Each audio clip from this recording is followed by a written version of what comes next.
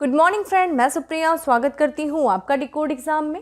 Friend, आज daily current affairs की class में हम डिस्कस करेंगे 30 जनवरी से रिलेटेड जितने भी न्यूज़ हैं, जितने भी इवेंट्स हैं जो हमारे एग्जाम के लिए इंपॉर्टेंट है, हम उन्हें एक करके यहाँ पे देखेंगे। तो आइए दोस्तों स्टार्ट करते हैं आज की क्लास। और आज की क्लास में हमारा सबसे पहला प्रश्न है कि हाल ही में चर्चा में रही कुकी चिन समुदाय किस देश से संबंधित है? मालदीव, म्यांमार, श्रीलंका या फिर Pakistan. Correct answer is B, Myanmar से संबंधित है कुकी चिन समुदाय। आइए देखते हैं कुकी चिन समुदाय से कुछ महत्वपूर्ण तथ्यों को, और साथ ही साथ ये भी देखते हैं कि क्यों ये समुदाय चर्चा में बनी हुई है। तो देखा जाए कुकी चिन समुदाय जो कि म्यांमार के चिन क्षेत्र के मूल निवासी है, और ये समुदाय देखा जाए तो तिब्बती बर्मन भाषा बोलते हैं। ये मुख्यतः जो है ये समुदाय जो देखा जाए तो दक्षिण पूर्वी एशिया का एक वंश है जिसका नाम है जूमी वंश। ये जूमी वंश समूह से ये समुदाय जो है संबंधित है। और ध्यान रखिएगा दोस्तों, जैसा कि आप जानते हैं भारत के उत्तर पूर्वी राज्य में कुकी जनजाति है। तो ये दो जनजातियों, एक आपके म्यांमार की चीन और यहाँ पे कुकी जो भारत की कुकी जनजाति है उससे ये संबंधित है। तो ये समुदाय देखा जाए मिजोरम के दक्षिण पूर्वी हिस्से में मिजो हिल्स के क्षेत्र के निवासी हैं। तो भारत में भी ये पाए जा रहे हैं। चीन का प्रयोग जो कि म्यांमार का जो चीन प्रांत है उस समूह के लिए किया जाता है। और भारतीय क्षेत्र में चिन समुदाय को किस नाम से क्या कहते हैं? हम कुकी कहते हैं। ठीक है, तो चिन जो है म्यांमार में स्थित एक प्रांत है, उसके नाम पे जो है इन समुदायों का नाम चिन रखा गया है। और भारत में इन समुदाय को क्या कहा जाता है? चिन समुदाय को कुकी कहा जाता है। और इन्हीं के मेल से क्या बना है? कुकी चिन समुदाय बना है। ठीक है, देखा जाए ये जो समुदाय है, इस समुदाय ने ब्रिटिश आधिपत्य का पहला विरोध 1917 से 1919 के दौरान कुकी विद्रोह के रूप में किया था, जिसके पश्चात प्रशासन को ब्रिटिश भारत और ब्रिटिश बर्मा में विभाजित कर दिया गया था। ठीक है, तो जैसा कि आप जानते हैं उस समय देखा जाए तो जो मणिपुर में जो कुकी विद्रोह हुआ था 1917 से 1919 में, ये जो जनजातीय लोगों में जो पारंपरिक जो सामाजिक ढांचा था और जो उनकी जीवन शैली थी उसमें जो अंग्रेज शासकों ने इतना ज़्यादा दखल कर दिया था, जिसकी वजह से ये जनजाति जो थी वो काफ़ी भड़क गई थी और फिर विद्रोह कर दिया था। विद्रोह करने के बाद देखा जाए तो अंग्रेजों ने इस विद्रोह को दबा दिया था और उनके क्षेत्रों को अपने अधीन कर लिया था। और फिर क्या किया था? ब्रिटिश भारत और ब्रिटिश बर्मा के प्रशासन के बीच में क्या कर दिया था? विभाजित कर दिया था, ताकि इसको नियंत्रण किया जा सके, क्योंकि काफ़ी जनजातियों के द्वारा विरोध किया जाता था। तो ध्यान रखिएगा, इनके द्वारा जो है इन कुकी जनजातियों के द्वारा कुकी विद्रोह हुआ था 1917 से 1919 के बीच में 3 चरणों में हुआ था। और यहाँ पे देखा जाए अभी चर्चा में इसलिए बनी हुई है ये समुदाय कि यहाँ पे देखा जाए म्यांमार में जो राजनीतिक अस्थिरता पनपी हुई है, जैसा कि आप लोग काफ़ी वाकिफ होंगे इस चीज़ से। तो म्यांमार में जो राजनीतिक अस्थिरता है और जो भारत के उत्तर पूर्वी राज्यों में चुनाव में बढ़ती भागीदारी के कारण कुकी चिन समुदाय जो है वो चर्चा का विषय बना हुआ है। देखिए, एक कुकी विद्रोह हम लोग देख रहे हैं, एक था कूका विद्रोह। तो आप मुझे कूका विद्रोह के बारे में बताइए कि कूका विद्रोह जो था वो कब हुआ था, किस क्षेत्र में हुआ था, कूका विद्रोह का नेतृत्व किसने किया था? तो कुकी और कूका में जो है आप कंफ्यूज नहीं होइएगा। म्यांमार की बात करें दोस्तों तो म्यांमार की राजधानी क्या है? नैपीते जो है इसकी राजधानी, और यहाँ करेंसी क्या है? वो है क्याट, यहाँ की करेंसी एक वाइट। ठीक है, तो आते हैं अगले प्रश्न पे। और हमारा अगला प्रश्न है कि सत्यमंगलम टाइगर रिजर्व किस राज्य में स्थित है? तेलंगाना, आंध्र प्रदेश, तमिलनाडु या फिर Kerala? Correct answer is C, Tamil Nadu में जो है सत्यमंगलम टाइगर रिजर्व वो स्थित है। आइए देखते हैं इसके बारे में चर्चा करते हैं। तो सत्यमंगलम टाइगर रिजर्व जो है कहाँ पे स्थित है? वो तमिलनाडु राज्य में स्थित है। और इसे देखा जाए सत्यमंगलम टाइगर रिजर्व को 2010 में बाघों की आबादी को 2010 से बाघों की आबादी को दुगना करने के लिए अंतर्राष्ट्रीय TX2 पुरस्कार से सम्मानित किया गया है, जिस कारण से जो है इस टाइगर रिजर्व को आज हम चर्चा कर रहे हैं, सत्यमंगलम टाइगर रिजर्व, जिसको 2013 में जो है टाइगर रिजर्व घोषित किया गया था। और इसके द्वारा 2010 से जो प्रयास किया जा रहा था टाइगरों की यानी कि बाघों की आबादी को दुगना करने के लिए, उसके लिए इसको सम्मानित किया गया है, TX2 पुरस्कार से सम्मानित किया गया है। जैसा कि आप यहाँ पे तमिलनाडु की लोकेशन देख रहे हैं, और ये देखिए यहाँ पे आप देखेंगे तो इरोड जिला है, इरोड डिस्ट्रिक्ट है, वहाँ पे ही ये सत्यमंगलम टाइगर रिजर्व जो है स्थित है। और इसके देखिए कितने क्षेत्र में ये फैला हुआ है, तो ये देखा जाए 1408 वर्ग किलोमीटर परिसर में ये फैला हुआ, और इसमें लगभग 80 बाघ हैं। ठीक है, जंगली बाघों की संख्या को दुगनी करने के लिए नेपाल के बर्दिया राष्ट्रीय उद्यान को भी संयुक्त रूप से यह पुरस्कार जो है प्रदान किया गया है। तो ये जो पुरस्कार प्रदान किया गया अंतर्राष्ट्रीय TX2 पुरस्कार जो प्रदान किया गया है वो सत्यमंगलम टाइगर रिजर्व जो कि भारत के तमिलनाडु प्रांत में तमिलनाडु राज्य में स्थित है, और इसी के साथ साथ जो नेपाल के जो बर्दिया राष्ट्रीय उद्यान है उन दोनों ही टाइगर रिजर्व को संयुक्त रूप से यह पुरस्कार प्रदान किया गया है। और यह पुरस्कार देखा जाए विश्व वन्य कोष के द्वारा, विश्व वन्यजीव कोष के द्वारा इस पुरस्कार को प्रदान किया जाता है। ठीक है, तो ये पुरस्कार देखा जाए जो राज्य होते हैं, जो राज्य सरकारें होती हैं और जो स्थानीय समुदाय होते हैं उन समुदायों की जो कोशिशों का सम्मान करने के लिए ये पुरस्कार उन्हें प्रदान किया जाता है, जिन्होंने इस जो है, जैसा कि आप जान रहे हैं, टाइगर रिजर्व, नया टाइगर रिजर्व घोषित किया गया था। तो इस नए टाइगर रिजर्व को भारत में सबसे ज़्यादा आबादी वाला स्थान बनाने के लिए अपनी महत्वपूर्ण जो है भूमिका निभाई, जिसकी वजह से इस तरह इनको जो है सम्मानित किया गया है। ठीक है, तो दोस्तों कमेंट बॉक्स में आंसर करिए कि किस राज्य में जो है बाघों की आबादी जो है, भारत में जो है सबसे ज़्यादा जो बाघों की आबादी वाला राज्य कौन सा है। ठीक है, जिसे हम टाइगर स्टेट की संज्ञा देते हैं। और जैसा कि आप जानते हैं, भारत का जो पहला टाइगर रिजर्व जो था वो कौन सा बनाया गया था दोस्तों, तो बांदीपुर जो टाइगर रिजर्व जो कि कर्नाटक में है दोस्तों, वो क्या है, बांदीपुर टाइगर रिजर्व को जो है भारत का पहला टाइगर रिजर्व घोषित किया गया था। और बाघों की, जैसा कि हम लोगों ने पहले भी चर्चा किया है कि भारत में जो बाघों को संरक्षित करने के लिए भारत सरकार ने एक प्रोजेक्ट चलाया था जिसका नाम है प्रोजेक्ट टाइगर। ये सब बताया जा रहा है ताकि आपको रिवीजन हो जाए। प्रोजेक्ट टाइगर की शुरुआत की थी, कब की थी, किस वर्ष की थी, 1973 में की थी। उद्देश्य क्या था, बाघों को संरक्षित करना। ठीक है, और फिर उसके बाद ये चीज़ था। तो आप मुझे कमेंट बॉक्स में बताइए कि टाइगर स्टेट की संज्ञा हम किसे देते हैं, यानी कि सबसे ज़्यादा बाघों के किस राज्य में जो है सर्वाधिक संख्या है। ठीक है, ये हमें बताइए। अब आते हैं हम अपने अगले प्रश्न पे, और हमारा अगला प्रश्न है कि निम्नलिखित में से किसके तत्वाधान में समुद्री अभ्यास पश्चिमी लहर का आयोजन किया गया। दक्षिणी नौसेना कमान, पूर्वी नौसेना कमान, पश्चिमी नौसेना कमान या फिर उत्तरी नौसेना कमान। करेक्ट आंसर इस सी है, पश्चिमी नौसेना कमान के तत्वाधान में एक समुद्री अभ्यास किया गया है, समुद्री नौसेना अभ्यास, जिसका नाम है पश्चिमी लहर। ठीक है, तो एक्सरसाइज यहाँ पे देखा जाए पश्चिमी लहर 2022 का आयोजन किया गया है। तो यहाँ पे देखते हैं, तो भारतीय नौसेना के द्वारा पश्चिमी तट पर आयोजित एक संयुक्त यानी कि कई सेनाओं के जो संयुक्त रूप से समुद्री अभ्यास पश्चिमी लहर का जो है संपन्न किया गया है। इस अभ्यास के आयोजन का उद्देश्य क्या था दोस्तों, जो पश्चिमी नौसेना की कमान के परिचालन संबंधी योजनाओं को सुदृढ़ करना, और इसी के साथ साथ जो भारतीय नौसेना है, जो भारतीय वायुसेना और जो भारतीय थल सेना, और साथ ही साथ जो तटरक्षक बल है, उनके बीच में अंतर सेवा तालमेल को बढ़ावा देने के उद्देश्य से इस समुद्री लहर जो है अभ्यास को संपन्न किया गया। और जैसा कि हम जान रहे हैं किसके तत्वाधान में ये संपन्न किया गया था, तो ये देखा जाए ये अभ्यास जो है पश्चिमी नौसेना कमान के FOC-NC के तत्वाधान में आयोजित किया गया था। ठीक है, अब आते हैं हम अपने अगले प्रश्न पे, और हमारा अगला प्रश्न है कि हाल ही में चर्चा में रहा रामगढ़ विषधारी वन्यजीव अभयारण्य किस राज्य में स्थित है। गुजरात, मध्य प्रदेश, उत्तर प्रदेश या फिर राजस्थान। तो दोस्तों इसका करेक्ट आंसर क्या हो जाएगा, रामगढ़ विषधारी वन्यजीव अभयारण्य किस राज्य में स्थित है। तो करेक्ट आंसर इस डी है। ठीक है, राजस्थान में स्थित है रामगढ़ विषधारी वन्यजीव अभयारण्य। आइए देखते हैं क्यों है ये चर्चा में। तो रामगढ़ विषधारी वन्यजीव अभयारण्य किस राज्य में स्थित है दोस्तों, राजस्थान में स्थित है। और ध्यान रखिएगा इसके चर्चा का कारण ये है कि देश में देखा जाए प्रस्तावित 5 स्थल हैं, उसमें से ये स्थल जो है इसमें से प्रस्तावित 5 स्थल है जिनको टाइगर रिजर्व घोषित किए जाने की जो बात चल रही है।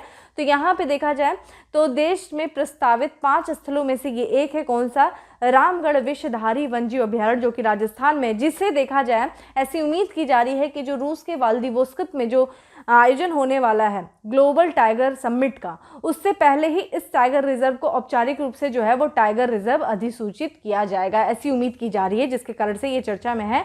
और फिर देखा जाए केंद्र सरकार ने पहले से ही रामगढ़ विषधारी वन्यजीव अभयारण्य को बाघ अभयारण्य का दर्जा प्रदान करने की मंजूरी दे दिया है।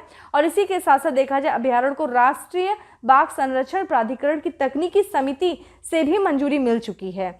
और अगर एक बार अधिसूचित कर दिया जाएगा ग्लोबल, ठीक है, टाइगर समिट में औपचारिक रूप से टाइगर रिजर्व, तो ये टाइगर रिजर्व जो कि रामगढ़ विषधारी टाइगर रिजर्व, ये राजस्थान का चौथा टाइगर रिजर्व होगा। और अन्य टाइगर रिजर्व कौन कौन से हैं, एक आपका रणथंभौर टाइगर रिजर्व सरिस्का है, और मुकुंदरा टाइगर रिजर्व जो है, ये टाइगर रिजर्व जो है ऑलरेडी राजस्थान में 3 टाइगर रिजर्व है। और इसको जब अधिसूचित कर दिया जाएगा तो राजस्थान का चौथा टाइगर रिजर्व कौन सा हो जाएगा, ये आपका रामगढ़ विषधारी टाइगर रिजर्व। जैसा कि आप यहाँ पे देख रहे हैं, देखिए यहाँ पे सरिस्का है, यहाँ पे रणथंभौर है दोस्तों। यहीं पे देखेंगे तो यहाँ पे बूंदी है, तो बूंदी पे ही देखा जाए तो बूंदी जो है इसी के पास में ये टाइगर रिजर्व है। और जैसा कि यहाँ पे मुकुंदरा टाइगर रिजर्व है, यहाँ के आसपास में मुकुंदरा टाइगर रिजर्व है, तो इसकी लोकेशन अगर देखें तो रणथंभौर टाइगर रिजर्व और साथ ही मुकुंदरा टाइगर रिजर्व के बीच में जो है रामगढ़ विषधारी टाइगर रिजर्व होगा।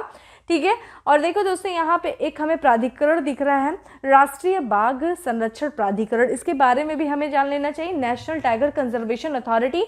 तो दोस्तों ये देखा जाए, ये इसका जो गठन हुआ था ये पर्यावरण, वन और जलवायु परिवर्तन मंत्रालय के अंतर्गत इसको गठित किया गया था। और ध्यान रखिएगा ये एक सांविधिक निकाय है। ठीक है, स्टैट्यूटरी बॉडी है, सांविधिक निकाय है। और इसको जो है ये किस अधिनियम के तहत जो है ये कार्य करता है, राष्ट्रीय बाघ संरक्षण प्राधिकरण। तो ध्यान रखिएगा ये वन्य जीव अधिनियम 1972 के तहत ये कार्य कर रहा है। और इस कार्यकर्ता और इस अधिनियम को देखा जाए वर्ष 2006 में संशोधित भी किया गया था। ठीक है, तो ये जो है टाइगर रिजर्व जो है ये देखा जाए ये टाइगर रिजर्व संबंधित राज्यों को केंद्रीय सहायता प्रदान करता है, ये जो प्राधिकरण है। और इसी के साथ साथ इसके देखिए कार्य क्या क्या होते हैं, ये राज्यों द्वारा जो टाइगर संरक्षण के लिए जो बनाई गई योजनाएं हैं उन योजनाओं को ये मंजूरी प्रदान करता है। जो राज्यों के द्वारा जो योजनाएं बनाई जाती हैं किस लिए, टाइगर को संरक्षण, जो बाघों को संरक्षण देने के लिए, उन योजनाओं को मंजूरी कौन प्रदान करता है, ये अथॉरिटी। ठीक है, जिसके बारे में हम पढ़ रहे हैं, राष्ट्रीय टाइगर संरक्षण अथॉरिटी। और ये देखा जाए भविष्य में संरक्षण के प्रयासों में गुणात्मक सुधार, आवास क्षेत्रों में सुधार आदि के लिए जो है सूचनाएं प्रदान करता है। तो ये कुछ इसके महत्वपूर्ण कार्य, ये चीज़ ध्यान रखिएगा। ठीक है, अच्छा दोस्तों एक प्रश्न है मेरा आपसे, आप मुझे ये बताइए कि भारत सरकार ने जो है एक बाघों की निगरानी के लिए एक सॉफ्टवेयर आधारित प्रोग्राम चलाया था। ठीक है, उससे संबंधित प्रश्न भी आया था। तो बाघों की निगरानी के लिए एक सॉफ्टवेयर आधारित प्रोग्राम चलाया गया था, उस प्रोग्राम का नाम क्या है और वो किस वर्ष चलाया गया था, मुझे इसके बारे में कमेंट बॉक्स में आंसर करिए। ठीक है, बाकी अगर हम लोग यहाँ पे देख रहे हैं, ठीक है, राजस्थान की राजधानी दोस्तों क्या है, जयपुर है। ठीक है, राजस्थान की राजधानी जयपुर है। और जयपुर जैसा कि जानते हैं क्षेत्रफल के आधार पे देश का सबसे बड़ा राज्य है। ठीक है, क्षेत्रफल के आधार पे सबसे बड़ा राज्य दोस्तों कौन सा है, राजस्थान है। उसके बाद अगर देखा जाए तो आपका मध्य प्रदेश आता है, उसके बाद देखा जाए तो महाराष्ट्र आता है और उसके बाद कौन सा आता है, उत्तर प्रदेश। ठीक है, तो उत्तर प्रदेश का क्षेत्रफल के आधार पे चौथा स्थान है और क्षेत्रफल के आधार पर सबसे बड़ा राज्य राजस्थान है।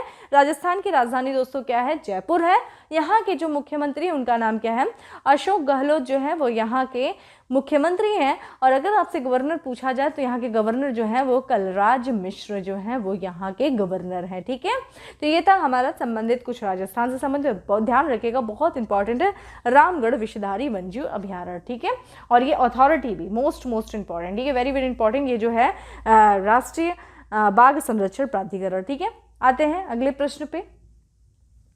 हाल ही में शोधकर्ताओं ने किस अभ्यारण्य में छिपकलियों की नई प्रजाति प्रोटोफ्लेफेरस अप्तानी की खोज की है। तो आज देखिए हम लोग का इकोलॉजी से संबंधित काफ़ी ज़्यादा प्रश्न आ रहा है।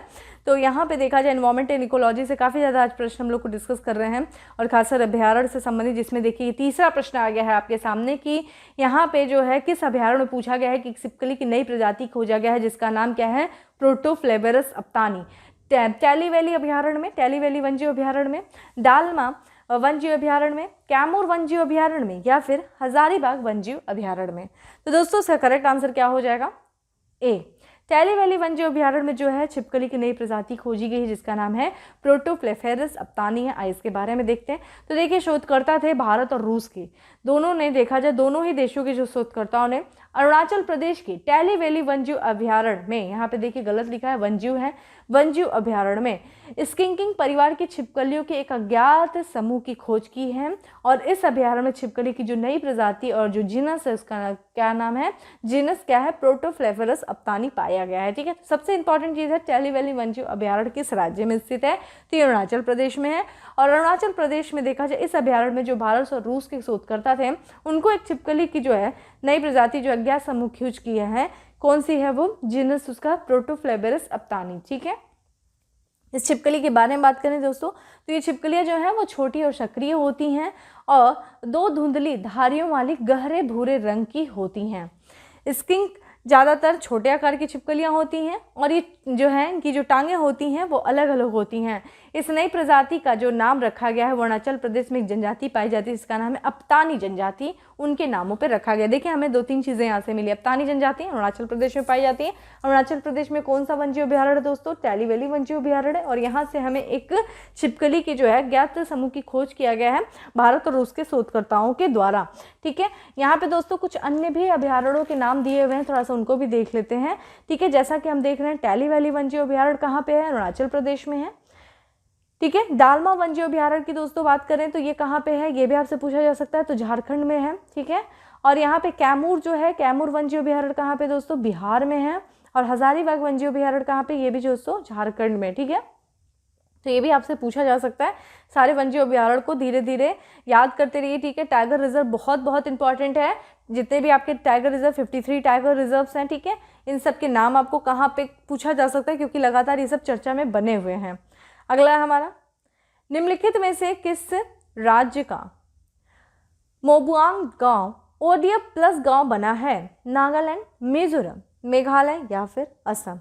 Correct answer is B, Mizoram गांव। मिजोरम राज्य का जो गांव है जिसका नाम है मोबुआंग गांव, वो गांव को देखा जाए ODF+ गांव बनाया गया है और ये मिजोरम का पहला गांव है। तो मिजोरम का जो जिला है आइजोल जिला के एपकॉक प्रखंड के दक्षिण मोबुआंग गांव को मिजोरम का पहला ODF+ गांव जो है वो घोषित किया गया है।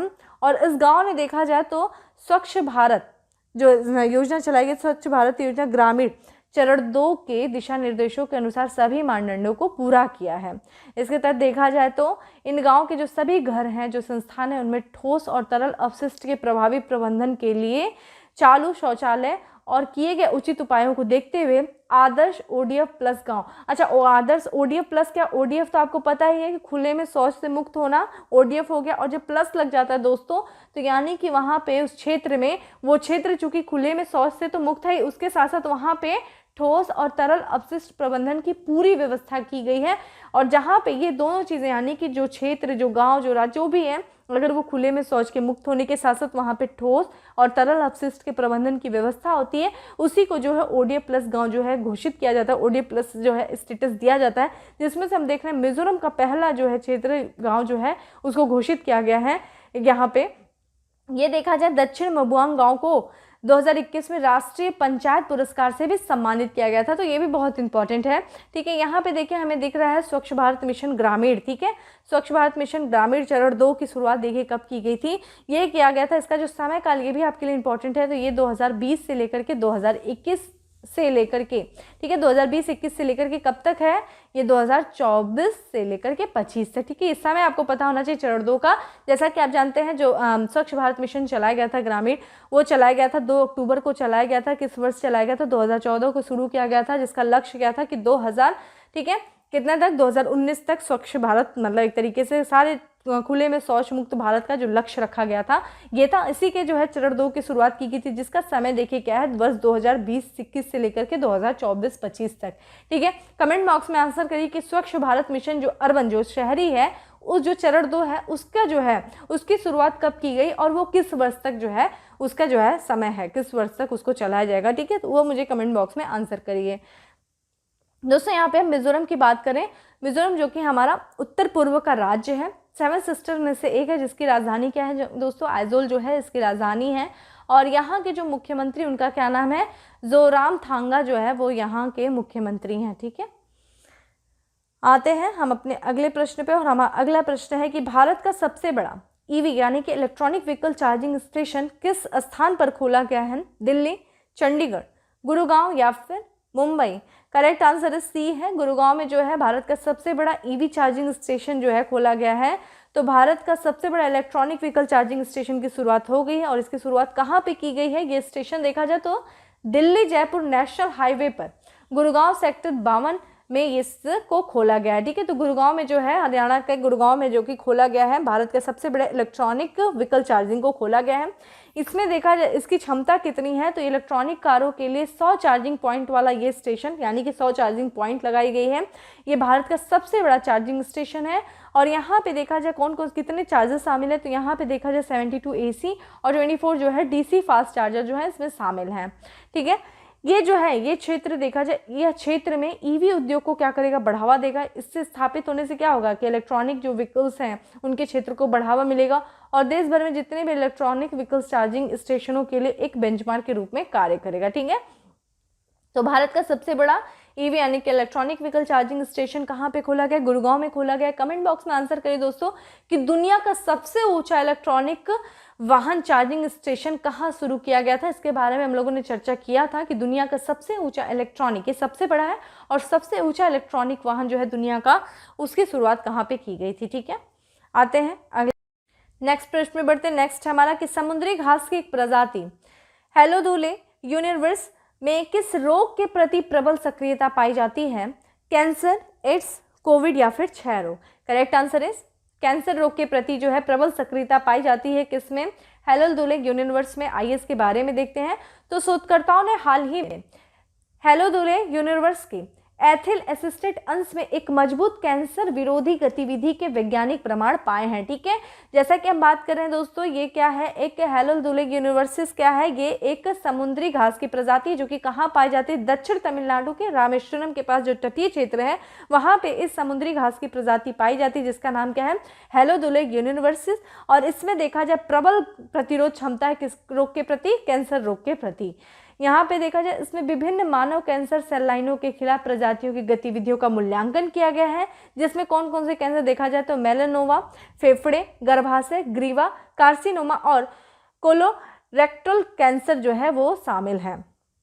ठीक है, तो ये चीज़ ध्यान रखिएगा कौन सा है ये प्रजाति जो है हेलोदुले यूनिवर्सिस प्रजाति है जिसमें कैंसर रोग के प्रति प्रबल सक्रियता पाई जाती है। ठीक है, अगला है हमारा, माफ करिएगा,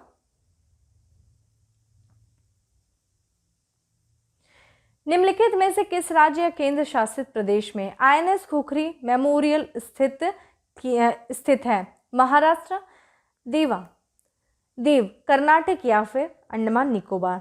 तो दोस्तों इसका करेक्ट आंसर क्या हो जाएगा, दीव में जो है केंद्र शासित प्रदेश दीव में आईएनएस खुखरी मेमोरियल स्थित है। तो आइए इसके बारे में देखते हैं। तो देखा जाए आईएनएस खुखरी मेमोरियल 1971 में एक पाकिस्तानी पनडुब्बी द्वारा हमला किए गए युद्धपोत की स्मृति में एक भारत पाकिस्तान युद्ध स्मारक है। ठीक है, देखो दोस्तों अगर हम आईएनएस खुखरी की बात करें दोस्तों तो इसके बारे में थोड़ा सा जान लेते हैं। आईएनएस खुखरी, ठीक है, आईएनएस खुखरी को देखा जाए ये एक भारतीय नौसेना पोत का नाम था। ठीक है, जिसमें हम किस नाम से, पूरा नाम जो था ये एक युद्ध पोत था और इसको पूरा नाम क्या था, भारतीय नौसेना जहाज खुखरी था। इस जहाज को देखा जाए जब 1971 का युद्ध हो रहा था भारत और पाकिस्तान के बीच में, तो पाकिस्तानी पनडुब्बी था जिसका नाम देखिए क्या था, PNS, ठीक है, हैंगोर, ये भी नाम ध्यान रखेगा, PNS हैंगोर ने 9 दिसंबर, ठीक है, 9 दिसंबर 1971 को जो है भारत युद्ध के दौरान एक टारपीडो से इस जहाज को नष्ट कर दिया था। ठीक है, और ये जहाज ने देखा जाए दीव के तट से 40 समुद्री मील की दूरी जो है तय की थी। और उस दौरान देखा जाए इस जहाज पे कौन कौन शामिल थे, 18 अधिकारी थे और 176 जो है नाविक शामिल थे। और ये ध्यान रखिएगा, तो ये खुखरी जो थी जहाज, इसको पाकिस्तानी सेना के द्वारा जो है इसको अपने टारपीडो से नष्ट कर दिया गया था। और फिर इसका देखा दूसरा जो है दूसरी खुखरी बनाई गई थी, तो मिसाइल कार्वेट आईएनएस खुखरी 23 अगस्त 1989 को नौसेना में शामिल हुआ था। और इसका निर्माण देखिए मजगांव डॉक शिपयार्ड के द्वारा जो है, शिप बिल्डर्स के द्वारा जो है इसका किया गया था निर्माण। और राष्ट्र की सेवा में 32 साल से ज़्यादा गौरवशाली सालों के बाद जो है 23 दिसंबर 2021 को इस जहाज़ को सेवा मुक्त कर दिया गया है। और यहाँ पे देखा जाए आईएनएस खुखरी को दीव प्रशासन को सौंप दिया गया है।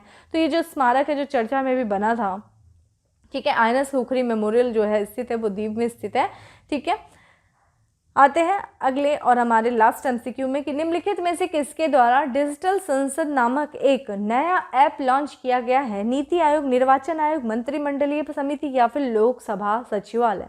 करेक्ट आंसर इज, ठीक है, डी, लोकसभा सचिवालय के द्वारा डिजिटल संसद नामक एक नया ऐप लॉन्च किया गया है। इसके बारे में देखें तो लोकसभा सचिवालय ने डिजिटल संसद ऐप लॉन्च किया है। और इस ऐप को लॉन्च करने का उद्देश्य क्या है कि जितनी भी संसद में जो गतिविधियां चलती, जो कार्यवाही चलती है, यानी कि जो संसद की और उनके सांसदों की जो कार्यवाही, उसकी जानकारी को लोगों को उपलब्ध कराने के उद्देश्य से लोकसभा सचिवालय ने डिजिटल संसद ऐप को लॉन्च किया है। इस ऐप के जो है यह ऐप सदस्यों के लिए विधायी गतिविधियों और सेवाओं का 360 360 डिग्री दृश्य जो है वो प्रस्तुत करता है। वर्तमान में देखा जाए, वर्तमान सदन में कार्यवाही के अलावा जो वर्तमान सदन में जो कार्यवाही है उसकी जानकारी के अलावा ये ऐप देखा जाए लोगों को सभी लोकसभा से संबंधित अभिलेखीय डेटा तक पहुंचने में मदद करेगा। इस ऐप में 1947 के बाद से, यानी कि जब भारत आज़ाद हुआ उसके बाद से बजट भाषणों के साथ साथ 12वीं लोकसभा से लेकर के 17वीं लोकसभा तक की सदन की चर्चा की जानकारी इस ऐप पे उपलब्ध होगी। यह ऐप देखा जाए संसद के आपस में जुड़े पोर्टल के सभी प्रमुख सामग्री को वहन करता है। इसे आप अपने एंड्रॉयड हो या फिर आपके पास आईफोन हो तो उससे जो है यहाँ से आप इस जो है प्लेटफॉर्म, इस दोनों से ही इस प्लेटफॉर्म यानी कि इस ऐप को जो है डाउनलोड कर सकते हैं। तो ध्यान रखिएगा, डिजिटल संसद ऐप किसके द्वारा, तो लोकसभा सचिवालय के द्वारा जो है वो लॉन्च किया गया है। अब आते हैं हम अपने फैक्ट्स ऑफ द डे पे, जिसमें सबसे पहला फैक्ट्स है कि लार्ज स्केल इंडस्ट्री कैटेगरी में global healthy work place award 2021 जीतने वाला पहला भारतीय पीएसयू यानी कि पब्लिक सेक्टर यूनिट बन गया। कौन सा, इंडियन ऑयल कॉरपोरेशन लिमिटेड। ठीक है, तो ये global healthy work place award 2021 जीतने वाला पहला भारतीय पीएसयू कौन सा है, इंडियन ऑयल कॉरपोरेशन लिमिटेड। 1986 में पुणे में मुक्तांगन पुनर्वास केंद्र, ठीक है, पुनर्वास केंद्र नामक एक नशा मुक्ति केंद्र के संस्थापक, साथ ही साथ ये प्रख्यात मराठी लेखक थे और सामाजिक कार्यकर्ता थे जिनका भी हाल में निधन हो गया। उनका नाम क्या था, अनिल अवचट। ठीक है, दूसरा है देश की भूली बिसरी महिला स्वतंत्रता सेनानियों को श्रद्धांजलि के रूप में इंडियाज वुमेन अनसंग हीरोज शीर्षक से एक चित्रात्मक कॉमिक्स पुस्तक का विमोचन किया गया है। किसके द्वारा, तो केंद्रीय संस्कृत राज्य मंत्री मीनाक्षी लेखी के द्वारा जो है वो किया गया है। ठीक है, इंडियाज वुमेन अनसंग हीरोज शीर्षक से चित्रात्मक कॉमिक्स पुस्तक का विमोचन किया गया है। नेक्स्ट है भारतीय हॉकी टीम के पूर्व कप्तान थे और इन्हीं के नेतृत्व में भारतीय टीम ने 1964 में टोक्यो ओलंपिक में स्वर्ण पदक जीता था। इनका निधन हो गया। इनका नाम क्या था, चरण सिंह। ठीक है, चरणजीत सिंह। नेक्स्ट है हमारा भारतीय तटरक्षक बल में विशिष्ट सेवा के लिए राष्ट्रपति के तटरक्षक पदक से सम्मानित किया गया। किसे किया गया, मनीष विशाल पाठक को जो है भारतीय राष्ट्रपति के तटरक्षक पद से सम्मानित किया गया।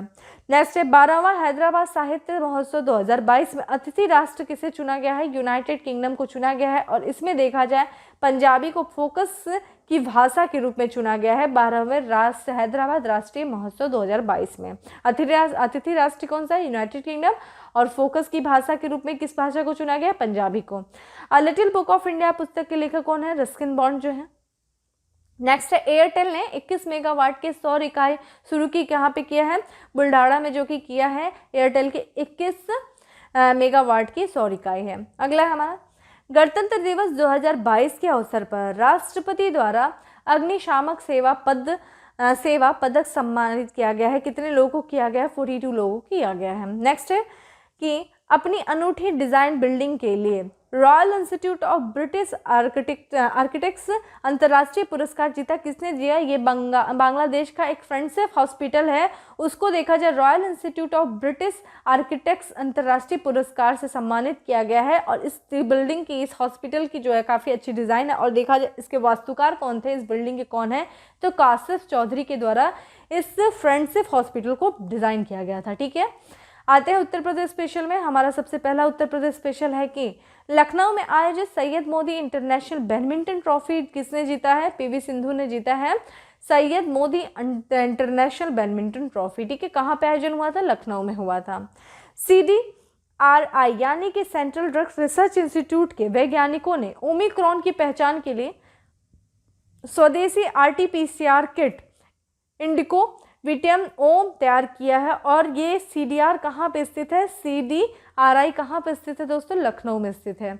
अगला है यूपी के पूर्व मुख्यमंत्री कल्याण सिंह को मरणोपरांत किस पुरस्कार से सम्मानित किया गया है, पद्म विभूषण से किया गया। टोटल 4 लोगों को किया गया था। ठीक है, जिसमें से एक कौन है, यूपी के पूर्व मुख्यमंत्री कल्याण सिंह। ठीक है, उत्तर प्रदेश के वाराणसी के मध्य में, ठीक है, एक देखिए ट्रेन चलाई गई है, दिव्य काशी ट्रेन चलाई गई है। ये किससे कैसे, दिल्ली से लेकर के वाराणसी के बीच में दिव्य काशी ट्रेन को चलाया गया है। और लास्ट हमारा उत्तर प्रदेश स्पेशल में कि centre for monitoring Indian economy द्वारा जारी डेटा, जो ताज़ा आंकड़ा जो जारी किया गया था उसके अनुसार जो है उत्तर प्रदेश की बेरोजगारी प्रतिशत कितना है दोस्तों, तो ये 8% था, 2021 में 4.8% था, और देखा जाए 2020 में कितना था 5.2%। तो हमें क्या दिखता हुआ नज़र आ रहा है कि बेरोजगारी जो है वो भारत में ना तो उत्तर प्रदेश में घटी है, क्योंकि पहले 2020 में कितनी थी 5.2 थी, और 2021 में कितना था 4.8% था। किसके अनुसार, किसके आंकड़ों के अनुसार? तो centre for monitoring Indian economy के अनुसार। तो ये था हमारा करंट अफेयर्स। अब आ जाते हैं हम अपने क्वेश्चन ऑफ द डे में कि किस अधिनियम के द्वारा बर्मा को भारत से अलग किया गया था। ठीक है, इसका कमेंट बॉक्स में आंसर करिए। बाकी क्लास के भी दौरान मैंने कुछ क्वेश्चंस किया, उसका भी आंसर करिए। ठीक है, तो इस तरीके से था आज का हमारा सेक्शन। डेली करंट अफेयर से संबंधित जो PDF है वो आपको टेलीग्राम ग्रुप में मिल जाएगी, जिसका लिंक आपको डिस्क्रिप्शन बॉक्स में दिया हुआ है। वहाँ से जाकर के आप डेली करंट अफेयर से संबंधित जो है PDF को डाउनलोड करके उसको रिविजन कर सकते हैं। बाकी सेशन अच्छा लगा हो तो लाइक करना नहीं भूलें, ज़्यादा से ज़्यादा लोगों को शेयर करें, और चैनल पे पहली बार आए हैं तो सब्सक्राइब करना नहीं भूलें। फिर मिलते हैं नेक्स्ट सेशन में, तब तक के लिए bye, have a good day, stay safe and stay happy.